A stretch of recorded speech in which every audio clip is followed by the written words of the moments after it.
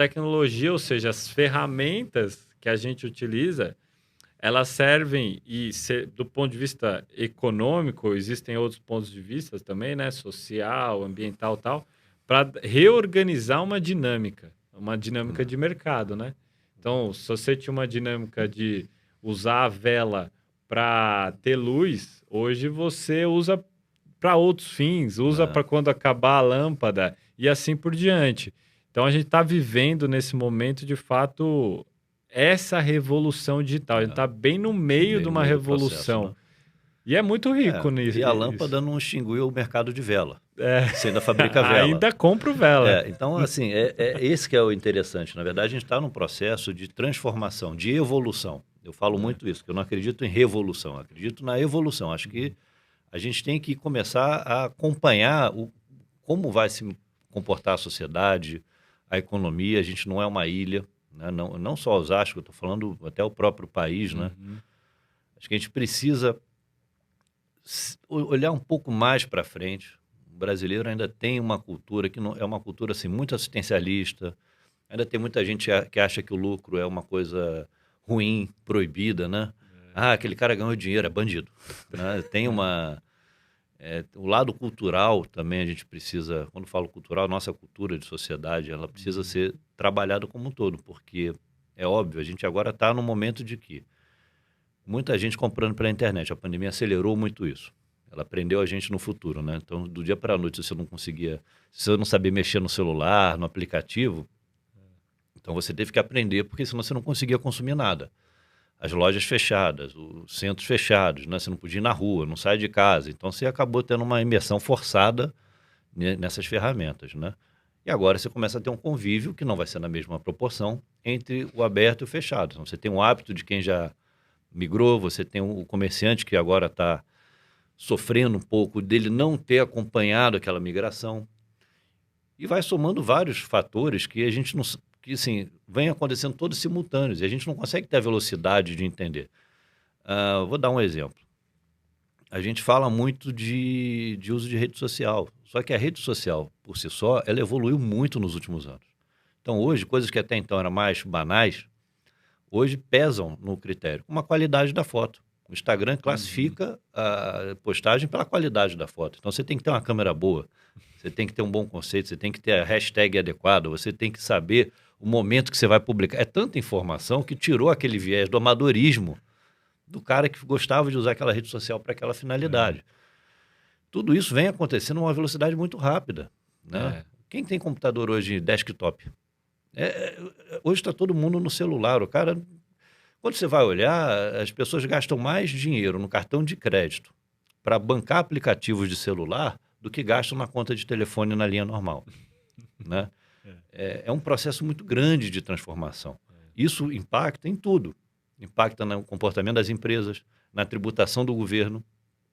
Eu vou recordar tem um amigo que foi chefe de gabinete do Sérgio Mota, e quando fez o processo de privatização do Brasil, porque se a gente tem internet, tem tudo isso hoje, é porque houve uma privatização muito grande do sistema Telebrás, eles falavam, no estudo deles é o seguinte: celular era uma coisa muito incipiente, então poucos iam ter, porque não ia pegar, e orelhão de rua era o top. Então, assim, as metas da concessão de telefonia era ter, um orelhão não sei quantos metros. E aquilo tudo, de repente, ficou totalmente obsoleto. E hoje, a média do Brasil é de ter 2 celulares por habitante. Eu mesmo tenho 2. Mas, olha, a média. Então, tem gente que tem mais. Computador, fábricas de computadores. Hoje, basicamente, tudo está na nossa mão. É isso mesmo. O TUP, o famoso orelhão, o telefone de utilidade pública. Né? Até tinha um projeto que era transformar um orelhão em pontos de Wi-Fi. Aproveita a infra, bota uma antena lá. Mas não deu certo, porque muitos tinha depredação, né? Tal. E é justamente isso, assim, muita coisa está mudando muito rápido. Então, só para citar um exemplo que você colocou de rede social, recentemente o Facebook emitiu o relatório para os investidores. Foi a primeira vez que ele perdeu o número de usuários, né? Em compensação, o arquirrival TikTok só cresce, né? e você tem uma aposta num outro ambiente de rede social que seria o metaverso. Isso, do ponto de vista histórico, a gente foi muito rápido, porque assim, a gente está vendo em uma geração isso acontecer. Como a minha geração, por exemplo, que não faz tanto tempo assim, viu uma rede social que era o MSN, o ICQ, que sumi. Eu usava o Orkut, ele sumiu também. Será que as redes sociais elas duram só por uma geração? Ninguém sabe. Talvez não vai dure acontecer. nem uma geração, Vitor. O problema é a velocidade, porque se você for pegar todos os intervalos, antigamente qualquer mudança eram 10 anos, 15 anos. Até de computadores, do PC XT para o 286. Se você for acompanhar a evolução, eram 10, 20, 30 anos. Hoje, todo ano você lança uma tecnologia diferente do smartphone, você muda aquela rede social, você começa a ter divisões, porque os jovens estão no TikTok, as pessoas de mais idade ficaram no Facebook, então você está segmentando de novo a sociedade, né?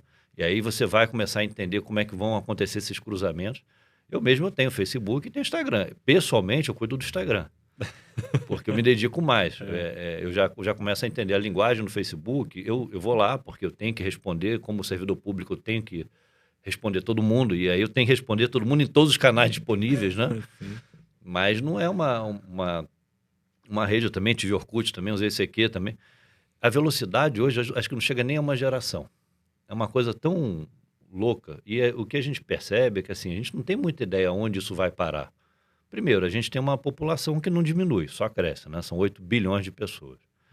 Você tem com isso, no processo de digitalização, um pouco que teve na Revolução Industrial, substituição de homens por máquinas, né? Agora você vai também, de algum grau, substituindo. Você não tem formação adequada para essas pessoas. Você não tem uma cultura apropriada para essas pessoas. Então, onde você vai chegar? No final do dia, a gente está olhando para que retrato de futuro hoje? É muito difícil enxergar. E para governo, então, que vive sempre a reboque da economia, é mais difícil ainda. O Brasil tem um sistema tributário de 1960, né? E estamos discutindo uma nova reforma tributária para trazer para o sistema dos anos 2000.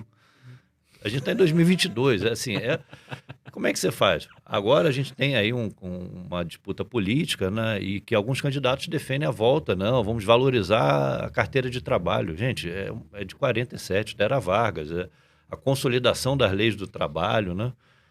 Isso é uma coisa que a gente não está muito mais antenada. Eu, na minha época, meus pais e um pouco sonhavam em ser funcionários, em ser empregados de grandes empresas, sonhavam em carreiras em empresas.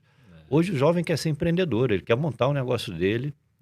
Ou ele quer fazer várias coisas ao mesmo tempo, ou em períodos... Ou alguma coisa que faça sentido para ele, ele não está preocupado. Então assim, é para ir para a Coca-Cola? Tá, então o que a Coca-Cola tem para me oferecer? Até alguns anos atrás, ir para a Coca-Cola era o sonho de consumo. Era um termo de adesão. Era, assim, a Coca-Cola, a regra é essa, não, eu topo. E você tinha gente na porta fazendo fila para ir para lá. Hoje o cara fala, não, mas ela defende o quê? Ela pensa o quê? E esse refrigerante que tem muito açúcar? Eu vou poder trabalhar de casa ou não? Vou poder trabalhar de casa ou não? Então, assim, as relações todas têm mudado. Eu acho que o governo tem muita dificuldade, de um modo geral, de acompanhar isso. Lá em Osasco, a gente trabalha para fazer o quê? Um ambiente favorável para que as empresas possam se desenvolver. Isso mexe com uma cadeia muito maior, porque mexe com o empreendedor, mas mexe com o contador, mexe com o advogado, mexe com o assessor, que normalmente está ali o despachante, popular despachante de assuntos tributários. Então, assim, entra muita coisa por trás. A cadeia ela não está conseguindo se mover na mesma velocidade do setor. E o bom do movimento do Digitalize é isso. A gente está aderindo, estimulando para quê? Para que cause um pouco esse choque. Porque, às vezes, eles não acordam para essa nova realidade.